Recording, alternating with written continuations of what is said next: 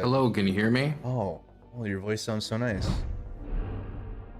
Are you, are Oh, you, it sounds good. are we doing Fantastic. Dylan Burns God voice stream, or are you gonna be on camera? It's gonna be God voice stream. I'm Okay. very sorry. That's fine. I'm still in my No. apartment. I'm trying to make the call if I'm gonna stream tonight or not. Still, I'm trying to make the call. Yeah, I feel it. I feel that definitely, especially your situation, because you're back in Ukraine now. You're like on the east.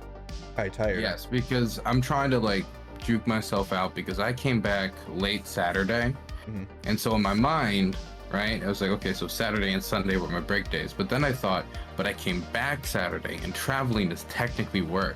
So if I wanted to, and I say mandatory weekend breaks to give myself time to breathe, then I could squeeze Monday out of this. But that would also be juicing it too much, and my editor would not forgive me. Editor would be very upset with you. He'd be very upset. Yeah, I feel it. It always sounds good in our heads and we have it planned, and then when we execute, it's like, oh damn, like shit. It's not working out how I thought it would. No, there seems to be externalities when you go to a war zone as a streamer. Yeah, who would have thought? Going from the comforts of our homes in the United States to the literal front lines of the biggest war. Why can't this war just be as accessible as, like, I don't know, Uber Eats or DoorDash? Yeah, just dial it up. Absolutely. So how have you been? You've been back in Ukraine now for almost a month now, right? Yeah. I came back mid last month, April 15th. And so I've been in Ukraine for less than a month, but I just finished my first embed. I went out east to do a whole bunch of things. I think I got like 3 or 4 different projects kind of worked on out there. I didn't expect to get so much done in such a short period of time, but I was able to do it. And I got to give all credit to my Fixer Bugnon, who I follow on Twitter, and you should go follow on Twitter, chat. I'll link Mercado his Twitter because he doesn't have a big Twitter following, and he wants to bump it up. And so I'll send it over to you. But I got to give him all the credit in the world. He did a lot of good work in a very short period of time because he's a very busy guy. But we were able to get a lot done in the weekend we were out there. I mean, in the week we were out there. What are some of the most difficult challenges that you face, like at any level? You can like start at the base level and then work your way out of that, because I know it's like the physical labor of it, and then it's like putting it together, and then it's the technical aspect of getting it on to your editor and stuff. Like, what's the process of that? What's the difficulties throughout the process? For me, a lot of it is just knowing the right people and having the right people prioritize your embed, or prioritize like doing the paperwork specifically. I don't necessarily need all these need these institutions to come over there and roll out the red carpet, but a lot of times it's just filling out the paperwork, getting the response, and sitting down in the bureaucracy that I find most annoying. As for being out there, it's just balancing the work, because I have a show and I also have, these embeds, and the show funds the embeds. And so when I go out there and I do like a week-long embed, and I'm like, man, I want some time to decompress considering, what we just did. Right. I don't really feel like I got much of that time. And so it's kind of hard to balance that work-life relationship. I remember when I was in the Kharkiv Oblast filming with the mining crews, I would film for 8 hours and then stream for 4. And being out in the field and minefields for 8 hours and then streaming for 4 hours talking about the news. I mean, I was destroying myself. I was destroying my body, but the streams are okay. Yeah, the streams are bangers, but I mean, inside you were probably just dying, like just burning. Oh no, I mean, it was I was gonna explode. I can't imagine. I mean, I was and you were doing them overnight too. Like, being sleep deprived in a minefield is not a good combination. Can I tell you that? Yeah, it doesn't sound like a great idea. I didn't go anywhere near mines or EOD for a reason, except for in my vehicle when we have to roll through villages and do mock shit. But I wouldn't want to be tired in that situation. Dylan, you hear me?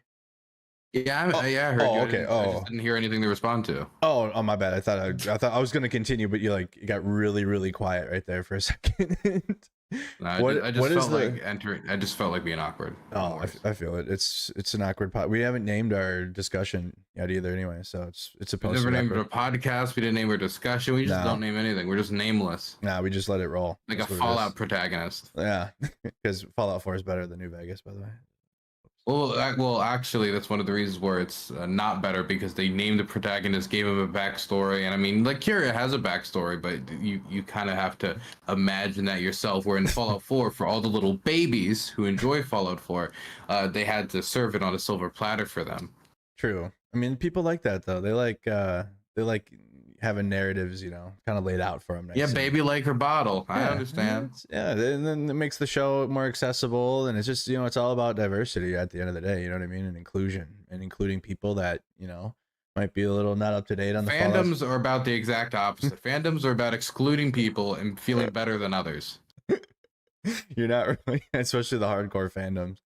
What is the Absolutely. what's the weather been like? Is it colder, warmer? What's the dress situation? It's in that, like, some days are warm, some days are cold. It's like getting that area where it's kind of the weather doesn't know if it's spring yet. It's still trying to figure it out. And some days it's spring, other days it's not.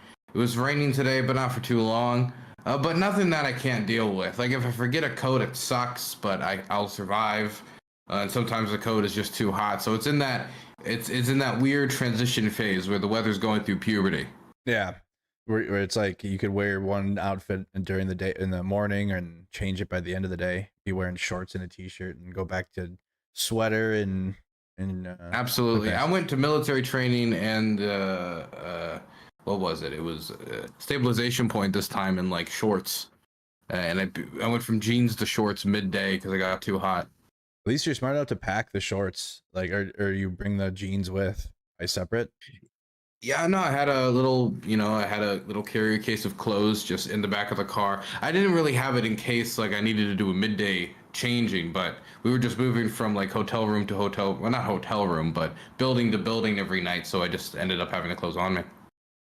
Feel it. That's a smart man. I mean that's military 101 and journalism, frontline journalism. Um, what's the mood like right now out there? The situation. The shell shortage is still biting. It's still a big problem. The Russians are pushing hard. I was not too far from Chasiv Yar. I could see it getting bombed in the distance. The Russians are really trying their darndest to take it. They're bombing it hard. They're being aggressive. Most of the fire I heard was incoming. I heard some outgoing, but most of the stuff I heard was incoming. Orlons are active. We had to hide twice during military training from Orlons.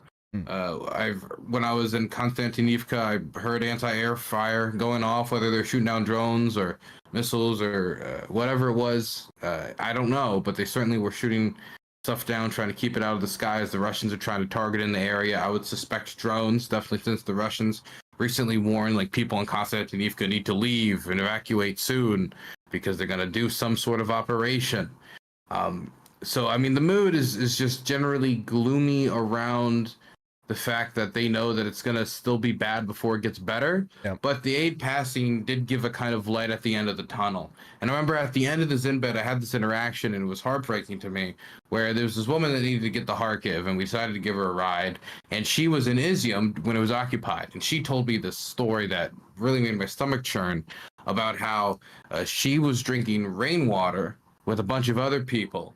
And it got so bad, and they had to go talk to their families to try to figure out, like, how they're going to get help, and continue to tell them that they're still alive. And so they'd go out on this little mound, this little hill, where they could get reception in Izium while it was occupied. And one of these times she got captured and by the Chechens, and they started telling her that they were going to execute her. And this 50-something-year-old woman, they were going to execute her, and the Chechens put a rifle to their stomach and said, "Slava Ukraini," like daring her to say it. And if she was to say what was being implicitly said, at least I think through, putting the rifle to the stomach, was, "I'll shoot you if you say it. Say it. I dare you." And then she was told, eventually, after they couldn't prove that she was like some spy or something, that every day she had to come back to the command post to report in to make sure she hasn't left. And so every day she'd have to run through the artillery shelling, through all the bombardments, through everything, take like 10 seconds of running, get down, 10 seconds of running, get down. Some 50-something-year-old woman to go tell the Chechens she wasn't still there, so they would leave her be and wouldn't, kill her or arrest her and deport her or whatever it is.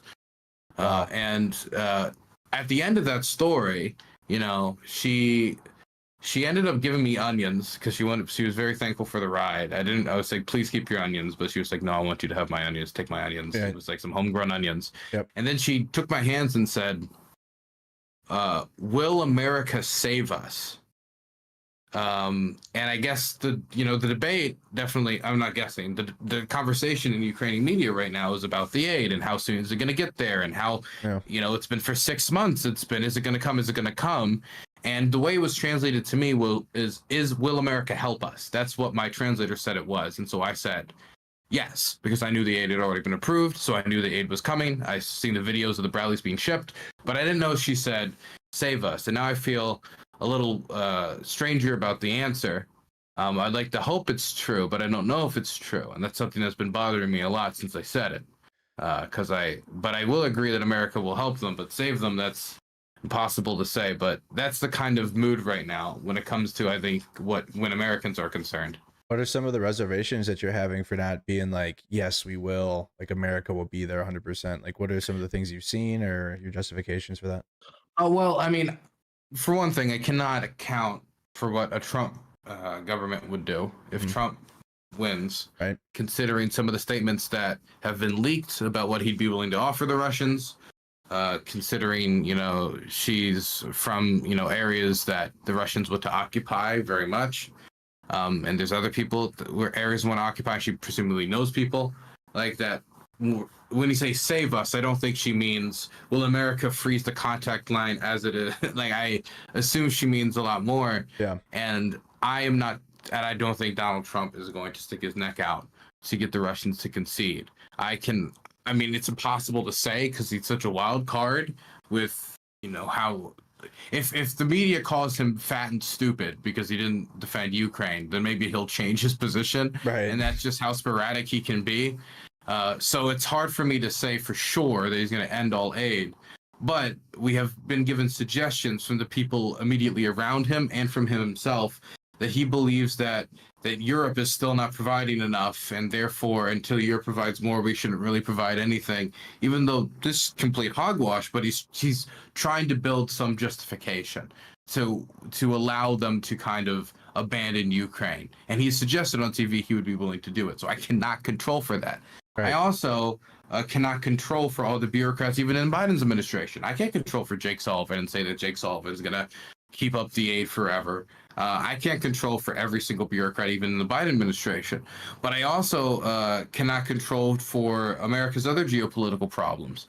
If America gets into a confrontation with China over Taiwan, will we have the foresight to understand that the largest war in Europe since World War II, the largest war on the planet as of right now, is important enough for us to have a stake in it, to continue to support it, despite the geopolitical fluctuations of the world, as we are somewhat understanding with the Israel-Palestine wars. We didn't completely turn our attention away. I cannot completely control for that. There's a lot of things I just cannot control for. The aid is passed. It's good. Biden has a decent enough chance of winning. The recent polling data is good. The midterm elections results are positive. When you talk about likely voters, the polling data for Biden is even better. Biden's fundraising has been good. There's reasons for me to be hopeful, but I do not want to get overconfident, and I do not want to inspire what's the word? Complacency. Complacency is definitely. Yeah, I knew exactly. Yeah, it's only May. Thoughts can happen between now and then. Political games can absolutely. There could be there could be an economic crash. Right. There could be, COVID-2 comes around. Big protesting whenever or something, or like I don't know, or like more of the movement picks up more and more people get politically motivated to get back out in the streets or something. But that's just what I've seen since like 2016. Obviously, 2020. That's where I got started. A little bit this year, but the campus protests, they've been kind of crushing those now lately. What's been going on there? Stuff on the campuses are getting pretty pretty heated, man. They're getting pretty out there. Yeah, it was 2020-esque from what I was watching, at least from here. And then what happened at UCLA, they got like the counter protesters came in the night before and just fuck with them. It's like crazy. Like the cops do their job until the counter protesters arrive, and then it's where were they? Nowhere to be found. Yeah, literally, where were they? They were MIA. But the next night though, they were out there, level 4 heavy cops with the full kit, out there. All the munitions. They had boxes of munitions out there. Yeah. Yeah, they got the power armor. Yeah. They got everything. Yeah, super. Yeah, it was crazy. But that's what we got going on here in the U.S. I had something else. Oh, I had a couple comments in the Did chat. you want to ask me about what my embed was about by chance? Yeah, I was gonna get to that, but you can just say it anyways. Yeah, sure. You're gonna get to that. I understand you. I was gonna loop but- it back around. I was gonna loop it back around. More and more people are tuning in. You know what I mean? I don't want to do it too early. I want more viewers. I got you. Okay, then ask your question and then loop it in later then. Yeah. Well, I was gonna like usually have you talk about like your projects and stuff, like, because I want more people to hear that, because we need more people to hear your independent journalism, because it's better than me reading articles. Chat. I'm so serious. Like, I do the best I can, you guys, but like people like Dylan that get out there IRL, that's more valuable. It's just the reality of the situation. You know what I mean? I do the best I can. Look, I could, like, what I do is okay, but you're really in the trenches, Mercado, against the enforcer. Oh, you know, you're out there, God. you're fighting the real fight on the front lines of the interwebs. Okay, if anything, I think, you know, have you been considered for a Purple Heart for your combat with the enforcer? You know what? I'm applying. I've applied. Military. I've applied. I'm waiting for it. You know what I mean? It takes a while. I'm waiting. I think I'm gonna get that when I get my Soros paycheck. I'll get my enforcer. That's fantastic. My enforcer war. I'm getting mine from the CIA. I no longer work for the Open Society Foundation. Anyway, yeah, this time we did a bunch of stuff. I didn't expect to do as much as we did. We embedded with fixed wing drone crews. So these are the people who take the big intelligence aircraft drones, put them out there to take photographs and video of an area, and then they give that information to command. And during this fixed wing drone operation, they were able to identify a Russian howitzer, which they gave that information to command. It was right outside of Chasiv Yar. Right. I don't want to be too specific about exactly where it was, but it was right outside of Chasiv Yar. I could see it getting bombarded from a distance. Like I was saying earlier, the Russians really want to take Chasiv Yar. They are I saw pictures like a week ago. Is it glide bombs? It's bad, huh? It's still just getting hit. It's bad. They're going from building to building, glide bombing this one, glide bombing that one. Right. The Ukrainians seem to be getting ready for the Russians to enter Chasiv Yar, if the Russians haven't already entered Chasiv Yar. And I mean, I heard that the Ukrainians have blown up the bridge that connects the east and west side of the city now. I mean, they're getting ready for a defensive battle, and it looks like possibly eventually some form of retreat or pull out of Chasiv Yar. And there seemed to even be a comment from, I think it was the deputy head of the GUR, said that, you know, it's not a question of when, I mean, if, it's a question of when they pull out of Chasiv Yar, and that, like, how much damage they can do to the Russians in that time. So it seems the Ukrainians, and I can say that the Ukrainians are making defensive lines way behind Chasiv Yar and other locations. I was seeing them being built. Obviously can't talk too much about that, but they are being built. And so, I mean, they are taking it seriously. I do think that they do intend to try to trade Russian casualties for land, and, you know, soldiers' lives for land. Right, because they'll have them bogged down in that town, right? And there's the rear cities are kind of at an elevation, or what's the terrain like in that region? Oh my gosh, this is like, you know, there's a lot of fields, as it were. There's grass. I think I saw grass out there too. I think there's sky in Ukraine. Would you believe it? You see the clouds. Blue. You know what? I don't know how you knew this. Maybe I failed on the OPSEC already, but there were clouds. There were clouds. But yes, I believe there's a difference in elevation between the east and west side of the cities, and that's going to be a problem for the Russians. If I remember correctly, I wasn't paying too much attention to it, but I can say that the area around there is very hilly, so it's not surprising to me at all, now that I think about it. Yeah, because they'll have that higher elevation likely. I mean, at least because I haven't seen that specific region, only on the topographic map, and that's literally just colors, you know. So I haven't like seen it IRL, whereas like I haven't looked at a topographic map. Honestly, I probably wouldn't have even. I'm putting it together what topographic means in my head now. I got to tell you, but if you wouldn't have said the word topographic, couldn't have found you're out there. You're out there doing embeds with frontline units, and you don't know basic land nav terms. Yes. Yes. All right. We gotta send Dylan through a land nav course, you guys. Give him a point on a map and see if he can get to it with a compass. Look, I know what a mountain looks like. Big rocky thing. Yeah, the big rocky thing. but also it's a, yeah, definitely. So what are okay? What's going on with your embed, dude? Let's just get to Yeah, that. it Let's was the just, fixed yeah. wing. It was the fixed wing drone identification. It was a really good embed. They gave us a lot of trust in giving us this embed due to security risk. Then we had some embed with military training. So there was RPG training, rifle training. There was drone training, tourniquet training, forest training, field training, movement, reloading, all sorts of stuff. The only stuff we didn't end up doing was grenade training and storm, like trench storming. But that was just because we were too busy because we had another embed, Yep. which was it was a medical. Wait, before I move on though, we were almost spotted by Orlons twice. Orlons are very active. They're bothering And troops all across the line. I asked them about it after the first time and the second time, and they're saying that Orlons fly over the area quite frequently. The Russian drone mechanisms, the Russian drone infrastructure is getting more complex, is getting more active, and they have eyes everywhere.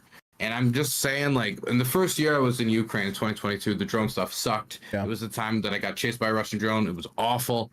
But I mean, compared to then, like, and then the drone stuff was crazy. It's going to be millions and millions and millions of different types of drones this year.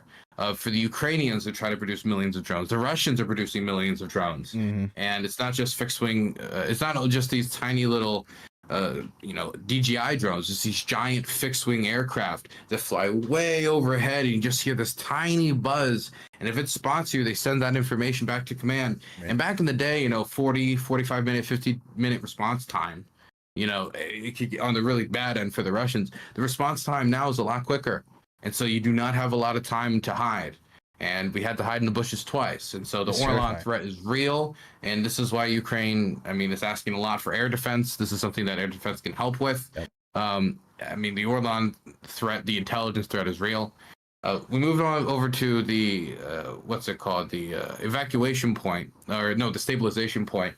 And doing an embedded stabilization point is difficult because I've been told before, and I've done this embedded stabilization point before, and I had this problem where sometimes you're just quiet, and then you're just there for 24 hours, 48 hours, who knows how long, and you don't really get nothing. And for me, that isn't completely invaluable because last time I just got to interview, people who work there, and I was perfectly happy with that, and just getting B-roll of the facility, looking at some like medical images and x-ray footage and stuff like that, and that was fine for me.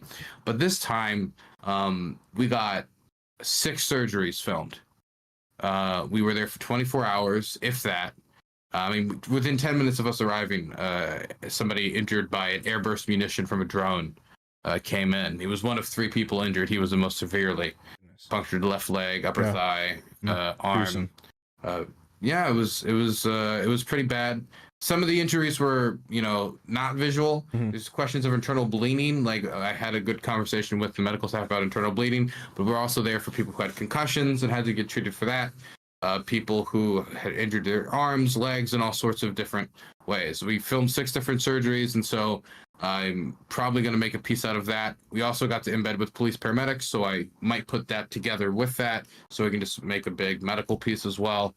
We filmed police paramedics, the stabilization point, the fixed-wing drone aircraft, and the military training, all in by the end of Thursday. And then Friday, I stayed over in, what's it called again?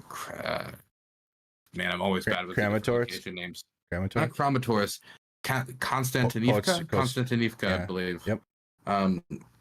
Because we were trying to film the police paramedics at work, but nothing really happened, so we didn't get to film anything. Yeah. But we had something lined up where if something happened, we'd be able to go out and film it, and it was a good arrangement. It's just nothing happened. So True. Maybe I'll try that again. Maybe I won't. I don't know. It's a time investment, and you never really know how that time investment is going to be returned. That's what I was going to ask you. Is like, you said you're with them while they're doing the training. Are you like filming this? Are you like writing notes down? Are you talking to them and like getting little interviews in with the soldiers, or what's that? What are you doing there? The military training was mostly, I got to do one interview for like 9 minutes. It wasn't that in depth. It's mostly just filming the training, but that was fine with me because I'm fine being a fly on the wall and coming to my own conclusions and being lost in my head to think about what I would want to talk about if we showed this footage. But also, I needed a ton of B-roll, Yeah. and military training is perfect for B-roll Yeah. when you're trying to film, military documentaries. So it was useful in a bunch of ways. So yeah. Hey, I want to go about what is the most interesting part of the embed you've had so far? The most interesting, I think that I really liked the interview with the medical personnel at the stabilization point. One of the surgeons. I really thought that was good. I'm pretty happy with the footage of the fixed wing drone stuff because I feel like I've kind of got that unlocked now for the drone documentary I'm trying to make. But also just being able to see the kind of repetition of actions and getting an idea of how these stabilization point surgeries kind of work by seeing it happen again and again and again instead of just like one or two surgeries. So I could see like what's generally repeated through all of these actions. What is the general protocol here? Do people have like specific roles that they do again and again and again, or are they kind of multi-purpose where they kind of just mix and match depending on who's on staff? I got to observe a lot, and therefore I could, after observing, then do the interview. So I got to ask questions about the people who were injured and stuff like that. The only thing I wish is I waited a little bit longer to do the interview because we filmed so many surgeries. I could have had more questions about more surgeries. But that I didn't expect to get so much footage during the stabilization point. And so I'm trying to figure out what to do with all of it because I have a lot of footage of surgery, and I don't want to. I got to be tasteful about it, so I got to figure out how to properly space it out and how much time I devote to it and how much time I devote to the interviews in and of themselves. Yeah, because it's a lot of, because you have to listen to every conversation that you've had, right? Like decide what stays, what goes. What are some of the things that you are looking for? Like what are you trying to, what's the direction of your documentary? Like what's the specific story you're trying to tell with it? Which one? Oh, okay. Well, shit, I mean, let's start with, you pick one and let's go through each one. Like, what's the direction for each one? Like, you trying to tell the story, story of the soldier, trying to tell like what their day-to-day life. The drone documentary, it's about the progression of drone technology and how it's just going to dominate the battlefield, kind of giving people an introduction to it. That's cool. And to the general layout of the drone game internationally right now, because China's just picking up W after. If there was like a drone Olympics right now, China would be winning gold in competition after competition after competition. And so, I mean, that was a big takeaway I took from filming the drone documentary, just how dominant drone parts are are in the Chinese market. Like the Chinese market dominates it. But also just, I think a lot of soldiers that I've talked to in the States, some of which who have thought about going to Ukraine, when I talk to them about drones and some of these aspects of how they work on the modern battlefield, it's kind of, well, there was some like how you would say like prototype versions of this being used by groups like ISIS. They really will chase the face of the battlefield. The type of complete open battlefield transparency, which you could not get from satellite photographs because it just took too long for the satellite photographs to get the information back to you that you can get with drones by having eyes everywhere all the time. The drone dropping munitions just being so available, and the fact that these tiny little cheap little drones can take out equipment so much bigger than it, and in a way where you don't need to get your soldiers so close to the vehicles. Like with the RPG-7 training, you really realize, like, number one, how inaccurate RPG-7s are, and number two, how close you have to be to the vehicle. But with the DJI, you can be 2 miles away. Right. 2 miles away, has no clue where it's coming from. I mean, you can try to hone in on it, but that takes like technology, that takes other levels, that take not like any staff, like any tank guy can kind of look over and see, oh, that's where the rocket's coming from. Right. You can't like look at the frequency in the air. This type of impact on the battlefield, I don't think people have fully wrapped their heads around it.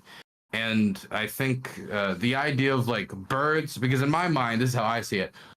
Birds in the sky, but they're explosive. Imagine if the birds that you saw in the countries you're at could just ram into you and blow up.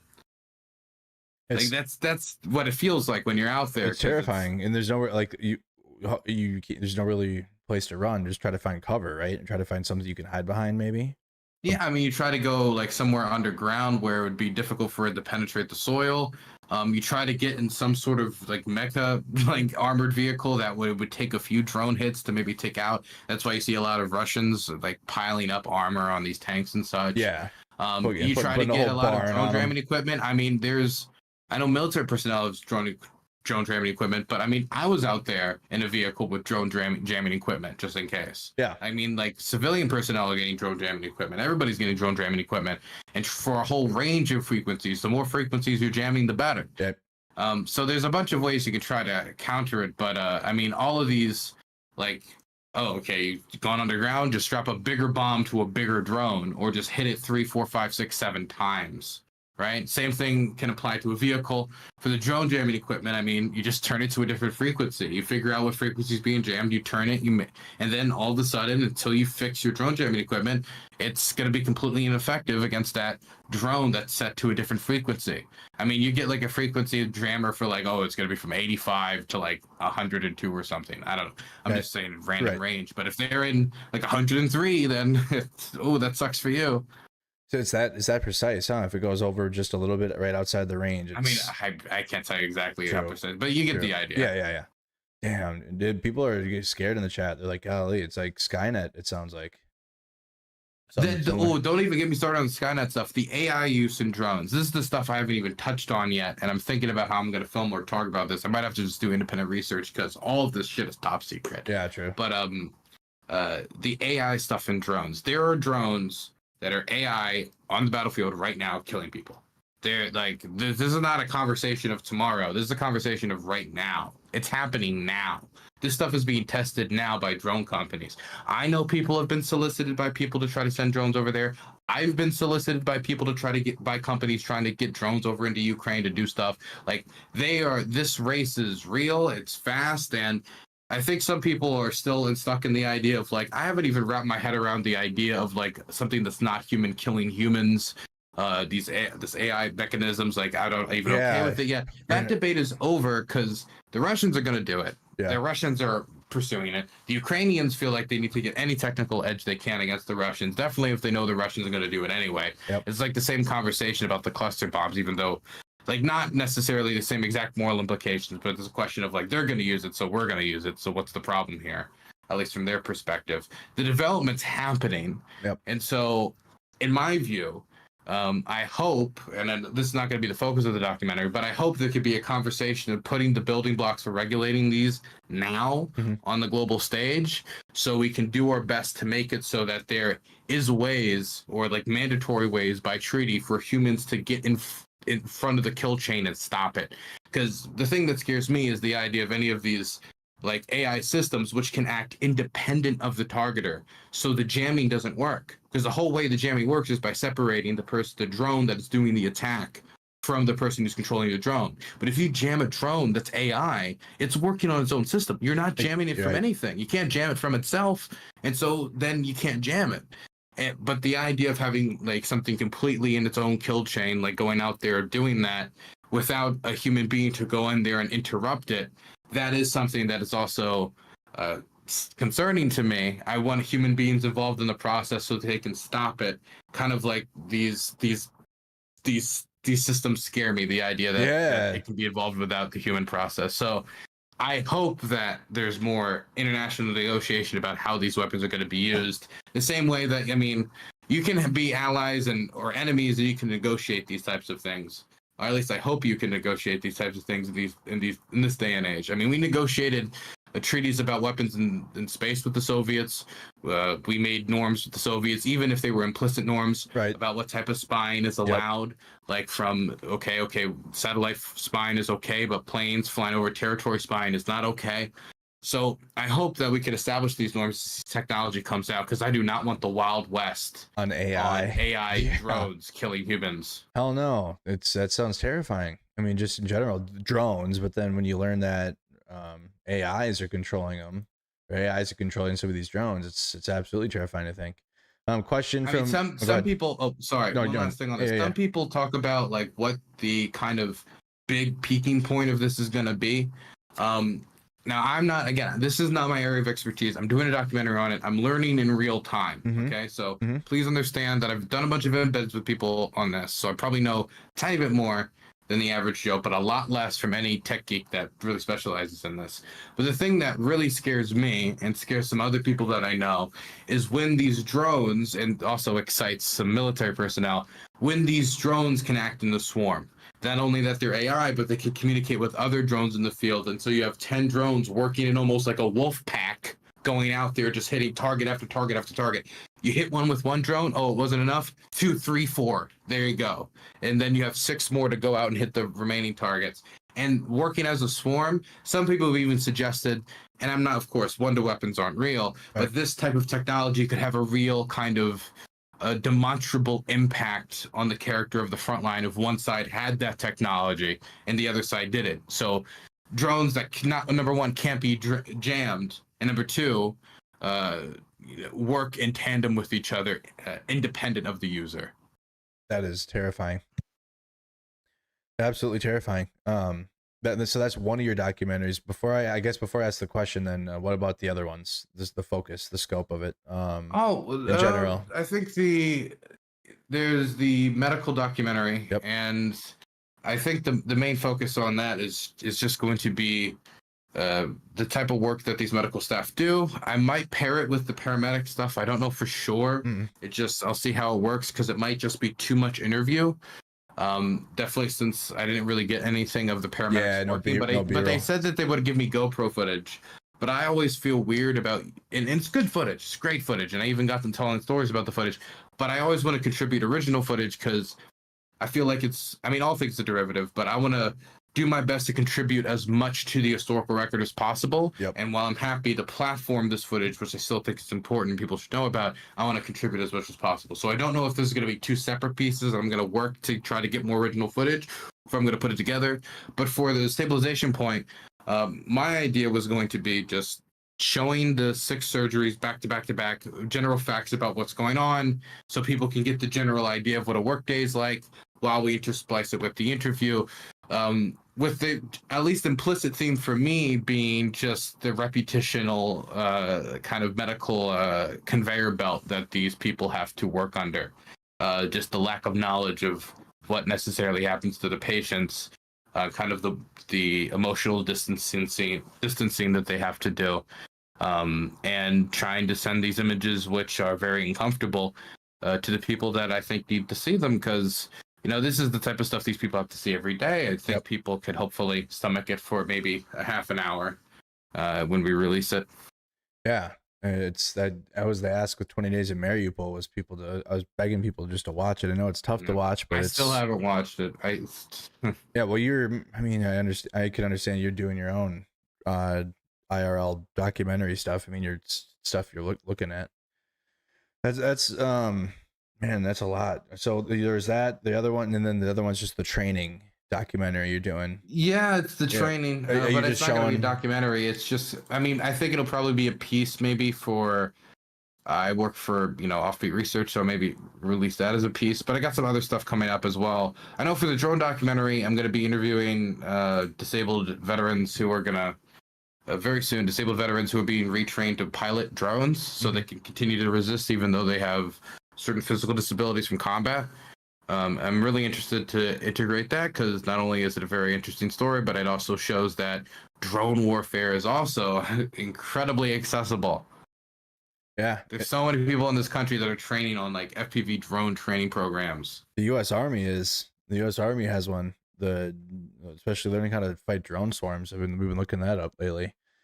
That's I think it's already happened. So there isn't going to be a moment where we like, okay, now it's drone war. It's like already there. Like you said, there's already AIs out there. People. I think some people just didn't realize we had already kind of arrived there. Yeah. It's not a question of. I guess there's not like a day where it's like, okay, the drone war has arrived. But in 2022, I think, some of the foundations were set during the war against ISIS and some of the drone drop usage and stuff like that. But it really took off like late 2022. Yeah. And so we've been in the midst of it more and more, but now we're just seeing like the spreading and the industrialization of this drone war, and we're seeing all the investment and attention finally getting dragged over to it. You're not wrong about that. You're not wrong, buddy. Which is, of course, only going to make it 10 times bigger.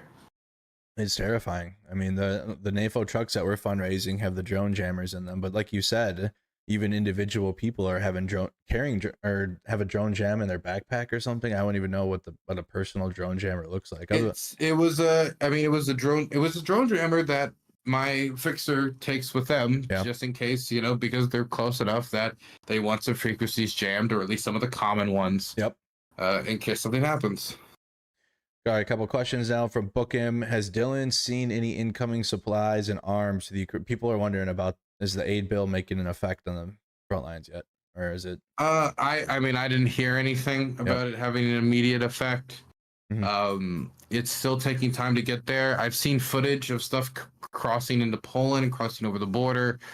If there was any effect at this point, it'd probably be number one, the ATACMS, which we're starting to see being put into use, because that was already set in motion before the bill even passed. Yep, as we've learned. 100% over. But I would say at this point it would be Ukraine taking its reserves and sending it to the front under the assumption that Ukraine and American aid would come over, assuming that they have the reserves to send over. But so far, it's not no. There's some impact, but not much. Like the ATACMS is the main thing. It's just gonna take more time to get over. Probably like early June. Yeah, it's gonna take time, and then the long-term security deal will be years for the Patriot system. So Ukraine gets Patriots. I was a little confused by this Jake Sullivan comment about like counteroffensives. He can't serious. I hope that it's just some error of judgment or error of statement where he's talking about the bill that was just passed being used for counteroffensives in 2025. I hate to be the bearer of bad news, but this bill is not going to last enable until counteroffensives in 2025. No, they're maybe localized offensives. Yep. Stuff to deny the Russians the initiative, but something like a breakthrough to Mariupol or no. That's not. We're not going to see that with this current aid bill. That doesn't mean it's not impossible to see. It's just it was going to take a lot more. This aid bill was supposed to be passed for 2024 late 2023. Yeah, and now it's being sent in to recover lost ground and try to fix the situation, and we're talking about it as if it's going to break the line in 2025. There'd have to be a real change on the battlefield for something like that to happen. I mean, real degradation of the Russian side. I mean, they'd really have to shoot themselves pretty brutally in the foot for that to be the case. But no, I don't think we're going to see that from this. You're going to have to, and when 2025 comes around, the conversation is going to be about another aid deal, at least from the Ukrainian perspective. The Ukrainian government certainly is going to say, and they're going to say that it was for 2020. It was supposed to be past 2023 for 2024. And so if the conversation is, hey, this is supposed to be enough for a counteroffensive, then it's going to be dragged out a few months from now saying, well, Jake Sullivan said this, Jake Sullivan said that. And I really hope that isn't the case. Yeah, we're getting into tough times with that. It's I was exhausted after how long it took to get the aid bill through, for many reasons. And I don't see those that were opposing the aid. They haven't gotten any better. If anything, they've continued to quadruple down, triple down. Hearing rhetoric from Marjorie Taylor Greene. It's just getting worse. It's getting worse. Absolute embarrassment. The point of the Republican Party is saying yeah, we have a problem with pro-Putinism. Yeah, we have a problem with Russian infiltration of the party. Just open committee chairmen coming out and saying this openly. Former retired Republican congressman, current congressman. What was it? Dan Crenshaw said that that Marjorie Taylor Greene wants Republicans wants Putin to win more than they want to keep the House because of the way that she's engaging with Mike Johnson. I mean, these are some crazy statements, but when you listen to the stuff that Marjorie Taylor Greene is saying, the open Russian propaganda, it is. I mean, it's not really that much of an exaggeration, and it's not just Marjorie Taylor Greene. I mean, she gets the most attention, but Nancy Mace said some crazy stuff on TV. Ron Johnson has also been bad. I saw his conversation with Joe Walsh on Zero Hedge and other places. He's been saying the Boris Johnson line, which I think is the best, Boris Johnson peace plan line, which I think is the number one litmus test for if somebody knows or doesn't know what they're talking about Ukraine. Right. When they go, the random peace deal that Boris Johnson made that's apparently everybody knows about, but just only the propagandists know because they made it up. Insane. It's so frustrating being out here seeing this impact, because I'm not saying that none of these gains would have happened, but all these gains the Russians made would have come with more casualties, would have been more difficult. Yes. Would have maybe inspired other things. More lives, honestly. Maybe it would have saved more lives. Or inspired Europe to maybe give a deal or something. Like, oh God, the Americans give it. Like, that's how it's doing. People move faster and sooner. Right. It would have taken away justifications for people being weak in their application of, their state power to support Ukraine, because people were using America's, indecisiveness as an excuse because it allowed them to be indecisive because there was no pressure coming from Washington. And this comes from the same crowd that has been calling for fucking like the last decade for NATO to spend more on its defense spending. And we have an opportunity to pressure them as Europe is spending more than us finally. Mm-hmm. And we have an ability to push them on forward, push them. And we just decided to take our pedal off the metal in some of the most vital months of the war. And it just shows that you cannot let radical, knuckle-dragging, window-licking, doorknob-sucking morons to just hijack, support for our allies during a major war. I mean, if you're South Korea and you're thinking, oh, it only takes like 3 congressmen to stop American aid, and Trump, and you want your nuclear guarantee to be what supports us, our nuclear guarantee. Seriously, I mean, just 70% of South Koreans want nuclear weapons. These are the types of things they're going to look at when considering if they should get nuclear weapons. And then there's a question of, okay, now we've destroyed American deterrence. If you're an American ally, definitely if you're one near an aggressive state that wants to take your territory, should you be racing for nuclear weapons? Should you be racing for other allies? Yeah. This is a conversation that could have been completely avoidable. If aid would have been blocked for different reasons, let's say, for example, it was because this is a real problem, production problem, we're just not producing enough, right? Then this wouldn't be a question, because there wouldn't be a question about America's political will or will to support its allies when none of our troops are dying, none of our men are on the line. But now that we're putting the question, like spending, 0.5% of our GDP to fulfill a commitment we made in the 90s, right, when the Russians are the ones, like, falling on their face, then it puts into question our political will to do anything, certainly anything past sending just some aid to Ukraine. This is where the question of Taiwan comes up. The question of everything comes up for me. I mean, even the future aid bills. I mean, people were so excited that they finally got it through and it happened. And I'm like, in the back of my mind, it's just, man, we got to get more through. But that was such a nightmare. And like we just said, it's not getting any better. I mean, I was trying to tell my audience, Speaker McCarthy lost his position for passing aid to Ukraine, like continuing to. And now you got Speaker Johnson, who is undoubtedly MAGA. He's undoubtedly, so is McCarthy, but he led the effort to try to advance Trump's bizarro world claims about the election being fraudulent in the House. I mean, he was front and center. He is the MAGA. Part of the reason why he became speaker. Right. Exactly. He's the MAGA pawn, and it's like it's for Marjorie Taylor Greene and other America First, I guess, people. It's what's most wild about this, though. I'm sorry. No, go ahead. Go. No, you're good. No, go on, Mark. I didn't mean to interrupt you. I was just gonna say, it's like for the MAGA and these America First types of politicians, these super ultra MAGAs. It's like any aid for Ukraine or for our allies, anything short of isolationism and border aid, which again they killed themselves, they're gonna be against and actually regurgitate propaganda more so than just like being against it. But actually, like narratives and propaganda of Russia, they actually regurgitate that. I just sent you a link to a Gallup article from just a few weeks ago. As this conversation shifted and people saw the effects of a lack of American aid to Ukraine, now no point in this war has a majority of Americans said stop aid to Ukraine. There's a few polls, depending on how you phrase it, that you can try to get something like that. But any of the polls that are from credible institutions that were asking the questions honestly, you'd either find a majority or plurality of Americans. They either wanted to send more aid or wanted to send aid. But recently, the polling from Gallup has actually improved in the face of this debate of Ukraine aid, as the Ukraine skeptics came out and threw their best arguments for 6 months. We had to listen to it. Mm-hmm. And the result was, at the end of it, more Americans believed at the end of all this debate that we weren't helping Ukraine enough than compared to before.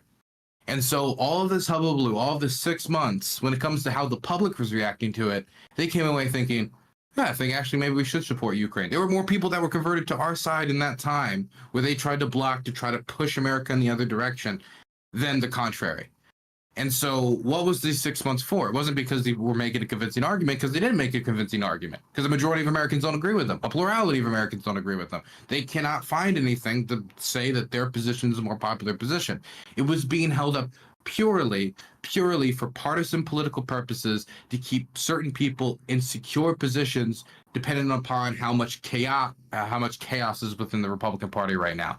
The leadership question is chaotic. The power imbalance between the center of the party, the people who are supposed to be leading the party, and the fringes due to the rules that they had implemented for how these recall votes worked, just made it so that he was in almost a hostage situation, a self-imposed hostage situation, mind you. It was A lot of his McCarthy. actions of saying, "Oh, it has to be tied to immigration," and then Trump says, "Never mind." It's like, oh snap, he kind of cornered himself there. Yeah. But a hostage situation nonetheless. Yeah, and they're doing it to themselves. Can Speaker Johnson get rid of that rule?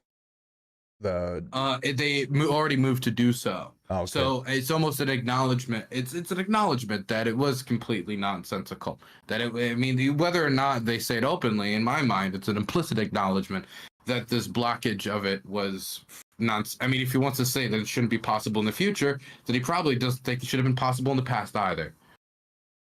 Yeah, it shouldn't have. That was Speaker McCarthy got cucked into doing that, in my opinion.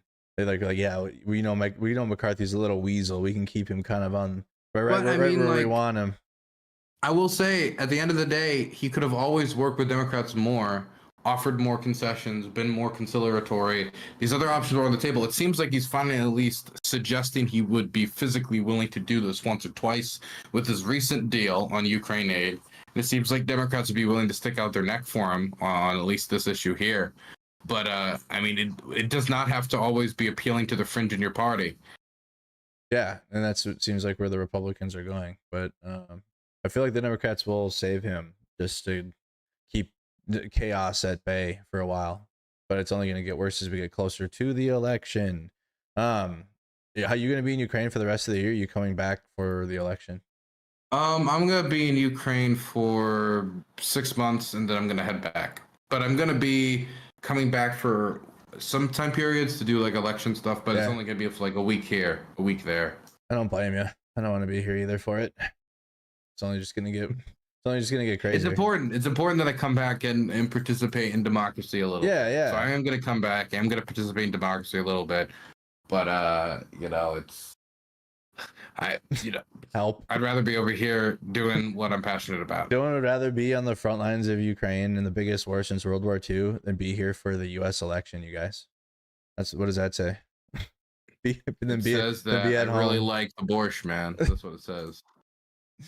What else you got? Anything else you got going on? Are you still running your streams while you're there? I still run my streams. I still do my streams. That shows that Mercado hasn't been tuning in, guys. Just to let you guys know. I mean, they kind of outed himself a little bit there. I have viewers that tune into you though. I got that. I sent my townsfolk to you. I gave you an uptick in. You send the plebs to go check me out, so you don't have to give my stream any love. I understand, but yeah, I still stream. I stream weekdays, 6 p.m. Eastern Standard Time. That's Monday through Friday is how it usually goes, but sometimes I don't get to because I'm busy. Like all this last week, I haven't been streaming because I was out east. Yeah. And so it's just a matter of like, okay, I'm going to take this week off to do this filming and just making sure that I have the finances to do it with my YouTube demonetization still being going on. Yeah, and then this in July is the next time you can appeal again. I think so. Yeah. Something like that. That was like when it all started, right? Like then they start messing with you. Yeah, we're gonna be going on like a year. Yeah, it's about a year now. Good night. Yeah. Mazel tov.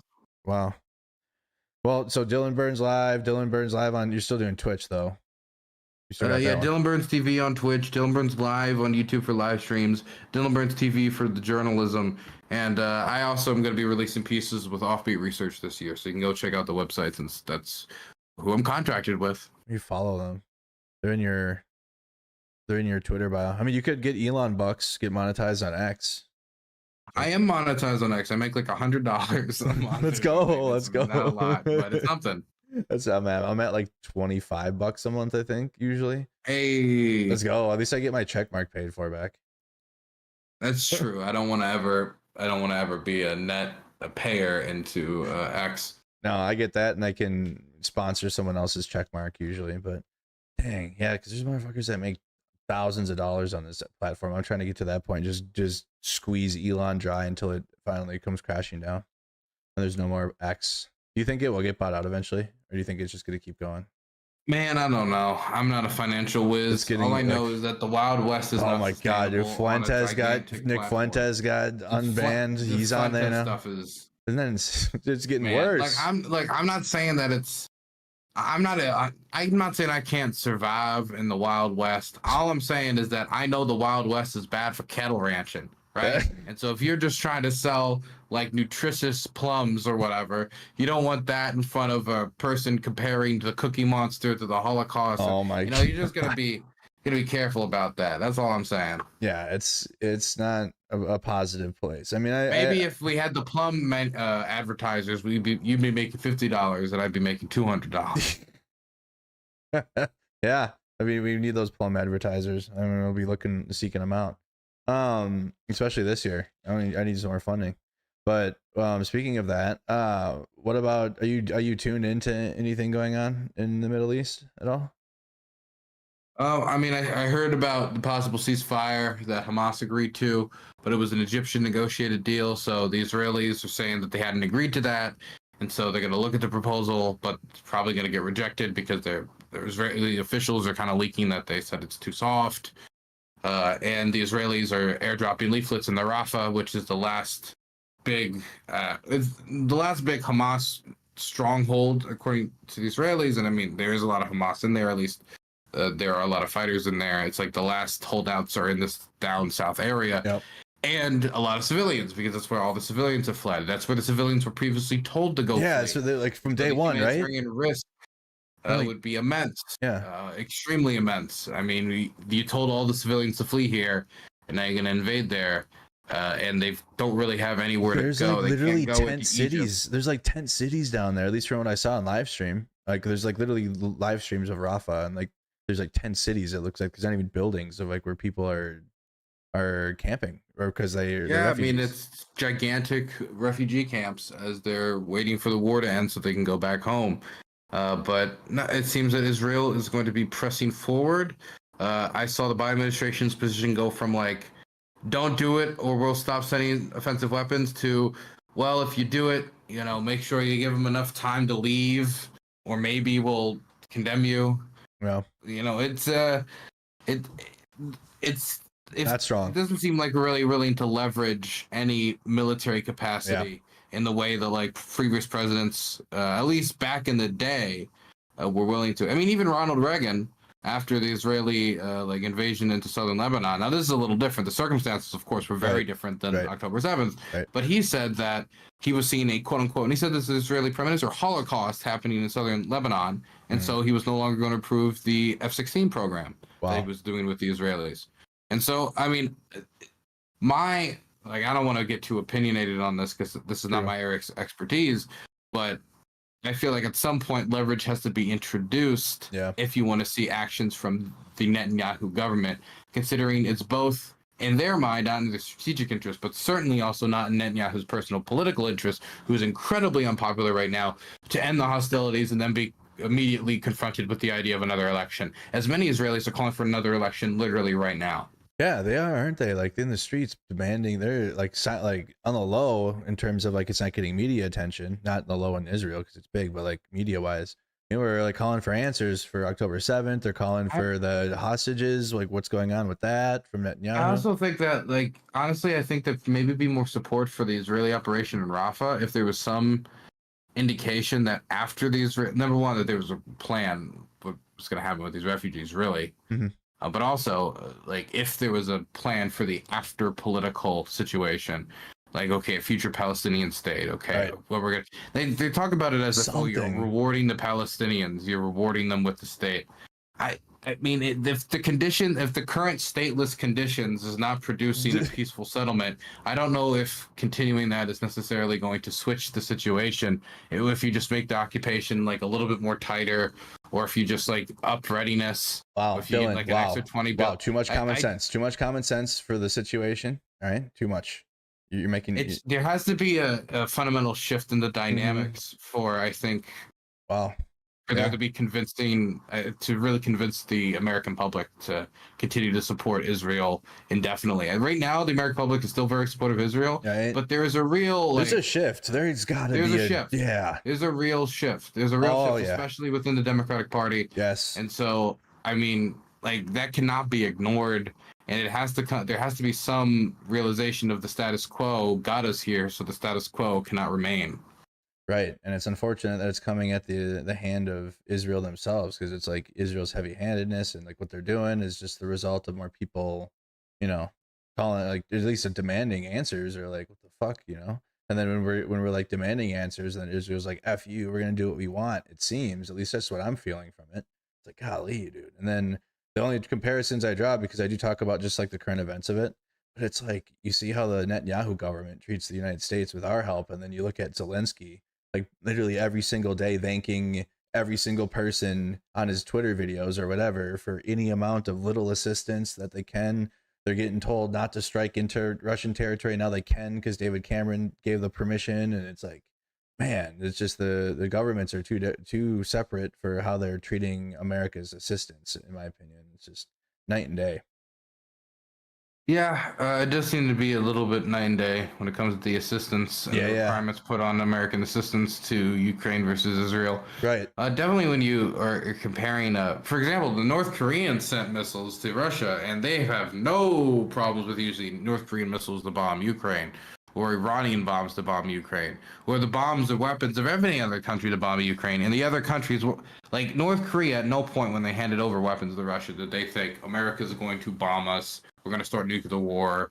If we do this, like the end is near for North Korea. Yeah. Iranians didn't feel that way either.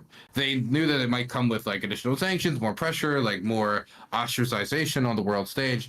I just don't understand how, when we're in the defensive position at this point in the war, and this certainly is not going to be able to be justified if British weapons are used on Russian soil, and there isn't some giant escalation that had been warned about by officials in the Biden administration like Jake Sullivan and others.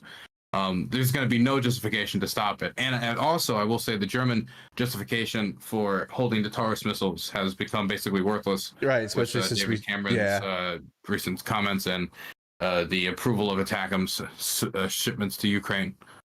You feel, oh man, it's like it's like day late and a dollar short for every decision. 2022, and we're in 2024 now. Hello, 2022. I was like, why are we stopping Ukraine from hitting the airfields, hitting those bases that are known? It's like when you're in Ukraine, when a T-90, when a bomber takes off, everybody's notified. Like you get the public app, the alarm app that it notifies you, and it's ridiculous in my opinion that all civilians and regular Ukrainians can get that information, and Ukraine is told, no, you can't hit that airfield and like destroy that bomber before it even leaves the airfield. Potentially even if it's one of those refueling runs, that shit should have been destroyed.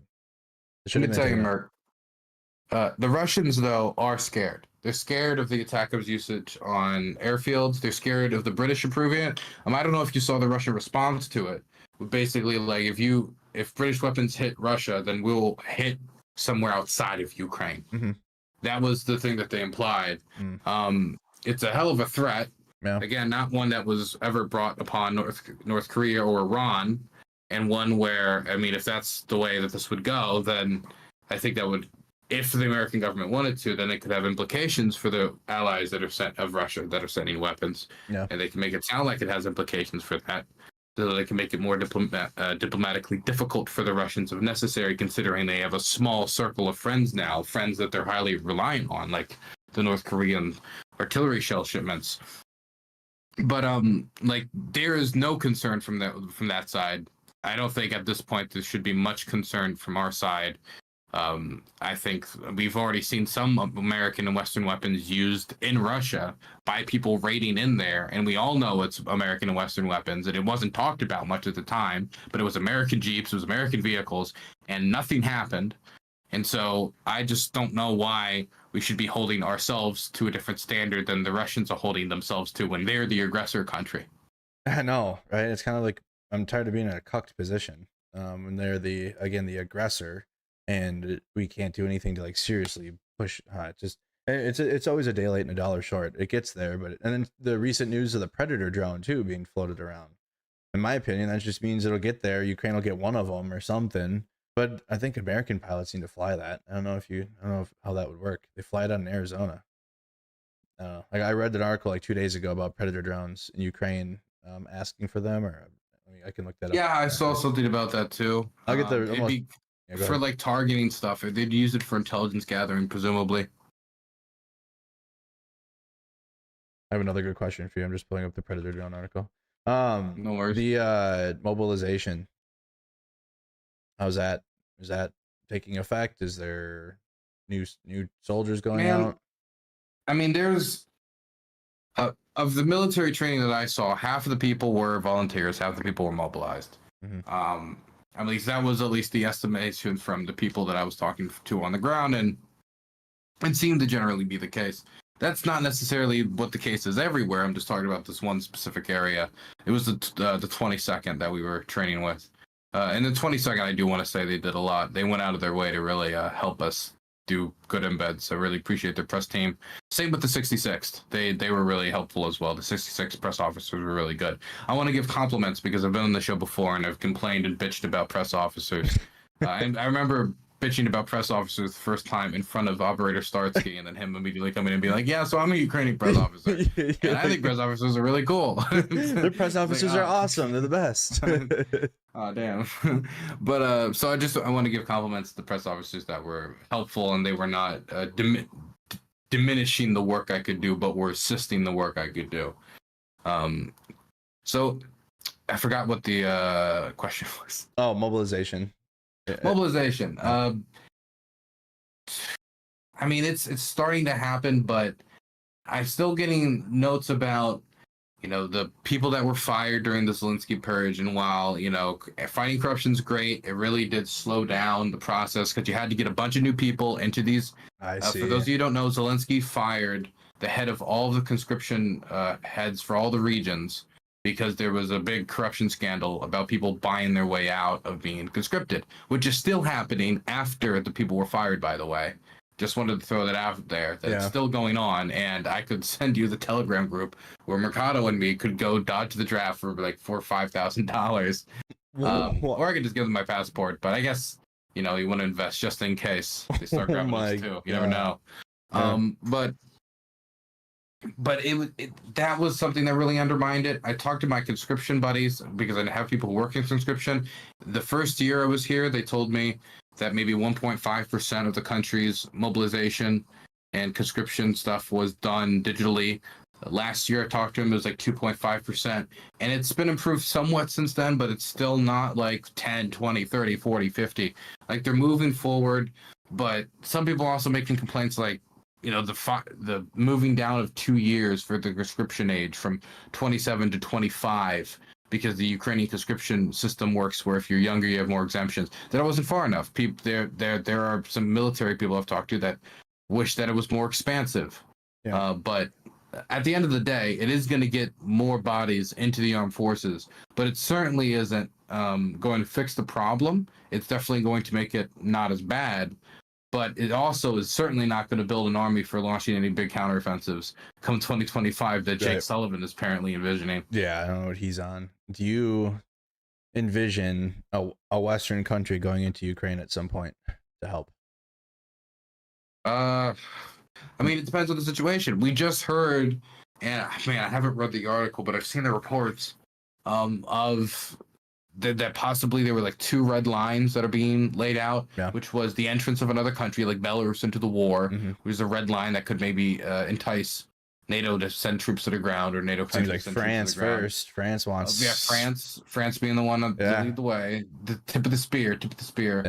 The other one being a breakthrough of the front line, so Ukrainian line collapses, so they go in to salvage the situation. Those seem to be like the two big red lines. I think there's a few others, but there's some stuff being floated around, but I don't expect anything unless the situation gets really bad or we see a dramatic shift in tone from even the French, from not like, oh, let's think about it, to no, we're going to do it. And I don't think the Russians will call our bluff and they will not strike outside. I mean, in fact, there could be like people talking about, well, what if Russia starts striking outside of Ukraine? There has to be a question about the intelligence operations that the Russians are doing. I mean, when we talk about striking outside of Ukraine, striking, like, do we mean just like a bombing run, or what about a bombing? Because the Russians did plan a bombing in Germany that was foiled very recently. There have been other attempts of arson and other bombings that have happened. Hell, even before the recent, wave in Russian espionage and sabotage. Back in 2014, a Czech production facility was blown up that was providing arms to Ukraine. So this is not even anything new. But when you talk about like the type of aggression that the Russians could do, I mean, aren't they doing it anyway? And so that question, I think, might come up if these intelligence operations continue to intensify, which we have reason to believe that they are, since, I mean, bombings are being plotted even through proxy. Through people who used to fight in the SMO.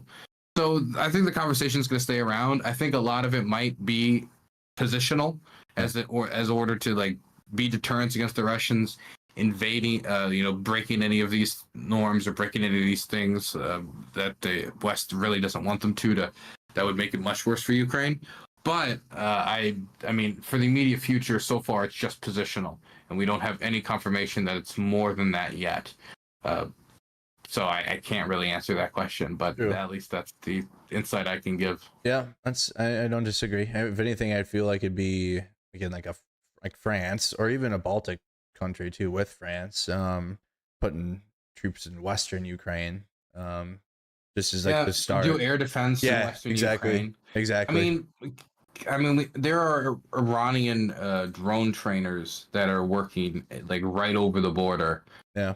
I mean, maybe it would be a question of first like moving trainers very close to the border in Poland and then slowly moving the order. I don't know how they would do it. We're in Lviv, surprise! Like, just we're here to just go see it.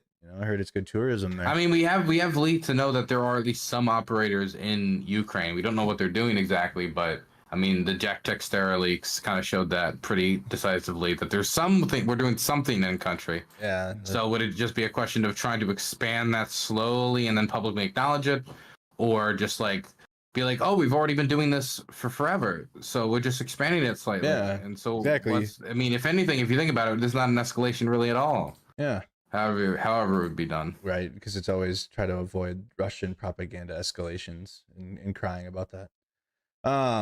Does Dylan have a nemesis? A nemesis? A nemesis.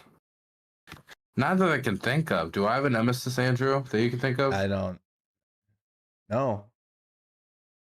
No, I don't think you Joseph Kony. Oh wow. Yeah. Yeah, he's my nemesis. Why not? He got me. Yeah, he's a good nemesis. 2012. I am not a fan. Yeah, he's not a fan of his work, even his earlier work. I didn't know what he did earlier. I just know what I got duped into. More. Would you be surprised to hear if it was more war crimes? Oh God! Wait, was this before 12 or after he continued? I think he was always in the child soldier business, like forever and ever. Yeah, you get into it pretty young. It's sad because like the movement, like the guy was actually fucked up, like Kony, like really bad, but like the guy that ran the movement, like absolutely bath salted his way out, and like I don't know how you make a movement around a war criminal and somehow end up coming out more notorious. Yeah, like as if like the guy that ran the movement's worse than the guy that motivated us all to do shit. That's horrible. I think they did a real documentary about Kony though, around that time. Came out on YouTube. Like, yeah, I heard the Russians almost killed him or something recently. Sheesh. Well, oh, have you been paying attention to Niger? Not much attention, no. Oh man, I mean, there's Russians on I think it's Wagner on the base. They're in a hangar that's like on the base because we're slowly pulling out. Russia's like Well, Russia's like Wagner is slowly taking over Africa, basically. From what I'm gathering, from what I'm seeing, like France is pulling out of all their power positions. We are too, because Russia's taken position, or they have an influence over the warlords, and how some of these more corrupt African nations are run. It's not a good situation, not the most optimal situation, but we've fought Wagner in the past. If it ever comes down to it, Wagner's found out, but we'll see how it goes, because I mean, immediately after these coups happened, the security situation in all these countries deteriorated. They got worse. Yeah. And a lot of this, I don't know if it's just, like noise coming out of there, or if it's like legitimate gains. Because like almost capturing Joseph Kony, what does that mean? Right. Because there was a lot of times where Joseph Kony was almost captured or almost killed. Like, so I mean, it's like almost got Osama bin Laden this one time. It's like for a while it was like again until okay, he's dead, right? So who knows how like far this like advances are actually going. We'll have to wait and see. I hope they beat the terrorists, because I don't like the Russians, but the terrorists are always worse. Because I don't like terrorism. Right. I love it bad. But I don't know if they're gonna really improve the security situation or not. For the sake of everybody, I hope the security situation improves. But I feel that a lot of this might end up being just temporary noise. But we'll have to wait and see. Always have to wait and see. Any other questions you guys have for Dylan in the chat? It's strategically important uranium, says Strictly Cristo. No, it's a resource battle. By the way, can I just say you decided for me that I'm not streaming, because I had to be in my office like 20 minutes ago if I was going to stream. There you go. So sorry, Dylan's chat hijacked me. Yeah, sorry, Dylan's chat. No stream for Dylan. Yeah, it's kind of like people could always compensate me by going to DylanBurns.tv though and donating.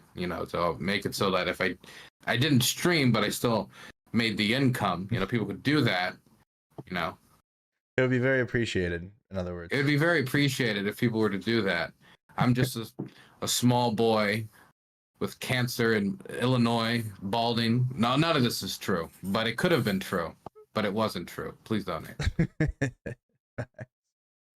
Oh, wow. Just wow, Paladin. No, Mercado, any opinions on the upcoming? Nope. Not relevant. I have no idea. What is that? I don't follow bot fighting, really, to be honest. What was the question? Something about Usyk Fury fight. Oh, I put $200 on Usyk. Okay. So Dylan put money on Usyk.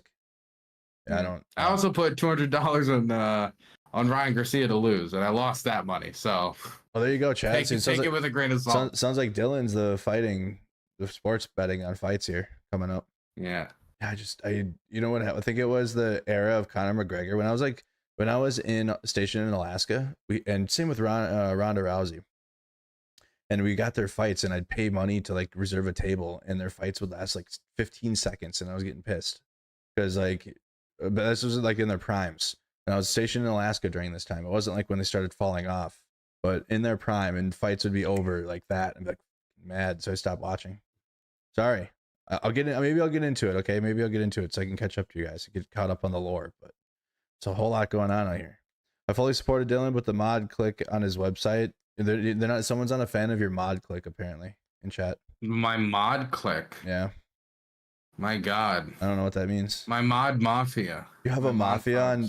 You have a website. Yeah. You have a website mafia. I have a website mafia. That sounds scary. I didn't know about this. Yeah. That sounds scary. So wait, yeah, because that's probably the move I need to make this year. I think they're running a small protection racket. It sounds with like emojis. Maybe, I don't know. The website too. That's like off grid territory. You're not even on a social media there. It's like wild. That's seriously, they're running their own show over there. Yeah, it's a little Dominican mafia. Dominican mafia mod team. Yeah, we have a diverse mod team. Dylan is into boxing. He's done. What, you've done boxing in the past? You're a boxer? Boxed in high school, yeah. Oh shit, Dylan's a boxer. So you're the guy in Cyberpunk. You're the Ripper Doc. What's his name? I'm like the cartoon character. I agree. Yeah, you're like that guy. Right. I did see that actually though. Wait, not this. What was that? Sorry, I was thinking of the Mangalo Box. Have you ever heard of that show? No. I don't worry about it. Anyway, yes, like the video game. Yeah, just like the video game, nothing else. You didn't actually. You just played the video. You played Fight Night. That's what you did, right? Yes, I played. You were in Fight Night tournaments. I played Punch Out's Mike Tyson, and I said I want to get hit in the face too. That's badass though. It's good. It's a good workout, huh? Like it's probably. It was good. I shit. think it gave me more character, and I think that's the biggest thing I took away from it because it takes a lot to get punched in the face a bunch of times. Just keep going. Yeah. But you know, I also enjoyed it quite a lot, and it got me in shape for the brief time I was in shape. Sounds intense, dude. I never did any of that shit. I played baseball and ran cross country. Lame shit. Shit. What else? What else you got going on? I mean, streaming is on a pause for tonight, but that's what you usually do. Are you streaming at the same late ass time at like 2 a.m? Oh my god. Well, 1 a.m, thank you. Yeah, that's why I've adjusted my whole shit so I can stream earlier in general. Because then when I go back to Ukraine, I can stream at a normal person time at like 8 o'clock. In Ukraine at 8 o'clock, because that 2 a.m. is tough. Like, you do your whole day thing and then you stay up all night and do your stream. Yeah, I usually wake up like 2 or 3 p.m. because I stream so late. But then I just do all my day stuff like in that time window, and then I stream at night. It's a lot. It's just really a lot. I don't know how you have the brain power for it. Like, at least you're not. I don't know. You just sleep really well. But I have brain power. That REM sleep, you just go right into it. What is Dylan's power move button sequence? I'm getting the real hard hitting questions for you in the chat right now. What's my power move button sequence? Yeah. I think it's the V for VATS. Okay, just put on the VATS. Up, right, down, right, up. Some Helldiver sequence. It's whatever the whatever accesses console commands with the squiggle on the computer. A lot of comments about the Paladin in chat. Is there something? What's going on with the Paladin chat? You guys are really interested in that one in there. Have you seen the Paladin, IRL? The Paladin? Yeah, it's like a howitzer type. It's like a mobile. I think I've. Well, I remember my fixer said that it was a Paladin, but I didn't know for sure it was a Paladin. But I've seen like American artillery, like it in Ukraine. You know what I saw recently? The Bogdana, the domestically produced Ukrainian artillery, the Toad system. Yeah, I saw that. There's not a lot of them in the country. It must be like 50 or something in the country. I saw one during the recent embed. It's very few of them because I mean they're aiming to produce like 12 a month, but that's what they're aiming to do. So they don't have a lot of them. They fire the 155 millimeter NATO standard. So having a domestically produced NATO standard firing artillery system is good. You got to keep that going. What else is needed? Like electronic warfare jamming shit. Like we talked about that a little earlier with the drones. But oh yeah, they need that. They need a lot of jammers. They need jammers bad. Everybody needs jammers at this point. The Russians, I mean, are almost as, if not as prolific as the Ukrainians are in the drone stuff. I still think the Ukrainians have the edge, but the Russians are right behind them if they do. They've had time to catch up. That's for sure. Or absolutely learn it out there. Well, Dylan, any final thoughts you have out there? Any topics that we got to go? We were pretty in depth with your project that's coming up, which you can check. What channel are you posting that to? Your regular one or your live? Yeah, it's gonna be Dylan Burns TV. Yeah, all my documentary content is on my main channel, Dylan Burns TV. Okay. I'm gonna be releasing a documentary on an aid worker I embedded with called Dima in the next month or month and a half probably. We're in the process of editing that. We're gonna get that out. Then we're going to be releasing this medical stuff and the drone stuff in the months to follow that. So but all these documentaries are going to be longer form, and so they take time to produce. They take a lot of time to produce, but we're not trying to maximize like YouTube.